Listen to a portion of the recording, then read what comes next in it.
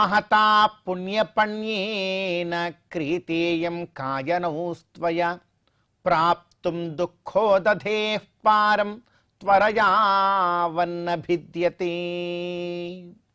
అత్యంత పవిత్రమైనటువంటి ఈ చైత్ర మాసంలో శుభోదయ వేళలో అత్యంత పవిత్రమైనటువంటి ఆ గోవిందుణ్ణి వేదాంత వేద్యుడు పరమ ప్రాప్యుడు అఖిలహేయ ప్రత్యనీక కళ్యాణ గుణాకరుడైనటువంటి ఆ శ్రీ శ్రీనివాసుణ్ణి ఎంతో గొప్పగా కైంకర్యం చేస్తూ స్వామివారి యొక్క సేవలో ఈ చైత్రమాస శుభోదయ సమయాన్ని మనం చరితార్థం చేసుకుంటూ ఉన్నాం. ఈ చైత్రమాసంలో మనందరి యొక్క ప్రధానమైనటువంటి కర్తవ్యం గోవిందుడి యొక్క ఆరాధన.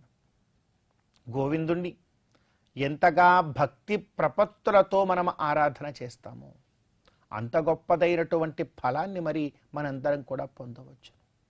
కానీ మనందరం మానవ జన్మలో ప్రస్తుతం మనందరం కూడా జీవనం గడుపుతూ ఉన్నాం. జంతూనాం నరజన్మ దుర్లభం అంటుంది శాస్త్రం. అంటే ఈ లోకంలో ఉన్నటువంటి సకల కీటకముల దగ్గర నుంచి సకల ప్రాణులన్నింటిలోనూ కూడా గొప్పదైనటువంటి జన్మము ఏమిటి అంటే మానవ జన్మేట. ఎందుకంటే మనమే సకల ప్రాణులను ఎలా ఉపయోగించుకోవాలో ఉపయోగించుకుంటున్నాం, కానీ మానవుణ్ణి ఉపయోగించుకుంటున్నటువంటి వేరొక ప్రాణి ఏదైనా ఉన్నదా? ఈ లోకంలో ఎక్కడా లేదు. మనమే పెద్ద పెద్ద బంగళాలు కట్టేస్తూ ఉన్నాం. ఈ ప్రకృతిలో పృథివ్యప్తేజో వాయువాకాశ పంచభూతాత్మకమైనటువంటి ఈ ప్రకృతిలో ఏ వస్తువును ఏ ప్రాణిని ఎప్పుడు ఎలా ఉపయోగించుకోవాలో మనకు తెలిసినంతగా ఇంకొక ప్రాణికి ఎక్కడికి కూడా ఎవరికీ తెలియదు. అంతేవిధంగా మొత్తము నాశనం చేసేటువంటి స్వభావం కూడా మనకు తెలిసినంతగా ఏ ప్రాణికి మిగతా వాటికి తెలియదు. పాపం మిగతా ప్రాణులన్నీ కూడా వాటికున్నటువంటి ధర్మంలో అవి బ్రతుకుతాయి. ఎంత అవకాశం ఉందో అంతవరకు ఈ లోకానికి మంచే చేస్తాయి తప్ప కీడు చేయవు. కానీ ఈ మానవుడు ఉన్నాడే, లోకంలో ఉన్న ప్రతిదాన్ని వాడుకుంటాడు. మంచేదో కొంచెం చేస్తాడు, చెడు మాత్రం చాలా చేస్తాడు. ఇది మన యొక్క పరిస్థితి. ఇటువంటి పరిస్థితి మనం ఉంటే మీకు అర్థమవుతోందా? ఒక తత్వం చెప్తూ ఉన్నారు శాస్త్రంలో. మహతా పుణ్యపణ్యేన క్రీతేయం కాయనౌస్త్వయ. ఏమనుకుంటున్నావు నాయన? ఈ మానవ శరీరాన్ని చాలా పుణ్యరూపమైనటువంటి ధనమును వెచ్చించి నీవు కొనుక్కొని ఈ లోకానికి వచ్చావయ్యా.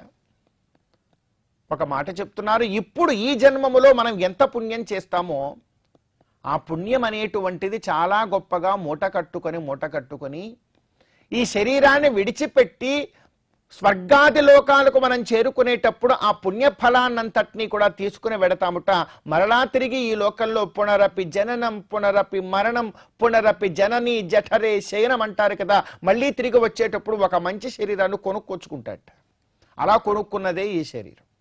మహతా పుణ్యపణ్యేన క్రీతేయం కాయనౌస్త్వయ ప్రాప్తుం దుఃఖోదధేః పారం త్వరయావన్న భిద్యతే.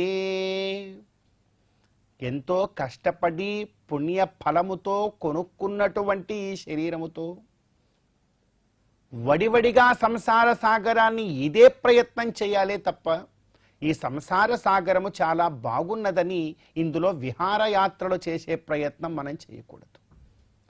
ఈ సంసార సాగరంలో విహారయాత్రలు చేసే ప్రయత్నం చేస్తే ఏమవుతుందయా? ఏమిటి నీకు జరిగేటువంటి కష్టము అంటే చెప్తూ ఉన్నారండి. ప్రాప్తుం దుఃఖోదధేః పారం త్వరయావన్న భిద్యతే. త్వరగా సంసార సాగరపు ఒడ్డుకు నువ్వు చేరుకోలేదా? మరి ఏ గట్టి తుఫాను వచ్చి నీ పడవ మధ్యలోనే మునిగిపోతుందయ్యా. అలా మునిగిపోయిందా? పునరపి జననం పునరపి మరణం పునరపి జననీ జఠరే శయనం అన్నట్లుగా మరలా పుడుతూ ఉంటావు. మరలా ఇక్కడే ఈ సంసార భ్రమణ చక్రంలో తిరుగుతూనే ఉంటావు. అలా కాకుండా వేదాంతోక్తమైనటువంటి ధర్మ మార్గాన్ని జ్ఞానమును నీవు తెలుసుకున్నట్లయితే, తెలుసుకుని ఆ ధర్మ మార్గముతో నీవు జీవితాన్ని చక్కగా గడుపుతూ మహతా పుణ్యపణ్యేన క్రీతేయం కాయనౌస్త్వయ అంటూ ఈ శరీరం అనబడేటువంటి ఈ నావతో సంసార సాగరమును త్వరగా నీవు కనుక ఈది ఒడ్డుకు చేరావా, పునరావృత్తి రహితమైనటువంటి శాశ్వత విష్ణుపథ ప్రాప్తిని నీవు పొందవచ్చును అని మనకు శాస్త్రములన్నీ కూడా చెప్తూ ఉన్నాయి. అందుకే వికనోమునీంద్రుల వారు కూడా అంటారు, ఇహలోకే సుఖం భుక్త్వా దేహావసానే సద్యశంక చక్రధర శ్యామలాంగశ్చతుర్భుజో భూత్వా అంటూ చాలా గొప్పగా వర్ణన చేస్తారు. మరి ఆ వర్ణనలన్నింటినీ కూడా సద్గురువుల ద్వారా మనం అవగతం చేసుకొని వేదోక్తమైనటువంటి విఖనసోక్తమైనటువంటి భగవద్ దివ్యమంగళ విగ్రహారాధన మార్గంలో ముందుకు వెళ్ళే ప్రయత్నం చేద్దాం. గోవిందుణ్ణి దర్శించుకుందాం. అలా దర్శించుకొని ఈ చైత్రమాసపు శుభోదయ సమయాన్ని మనం చరితార్థం చేసుకుందాం.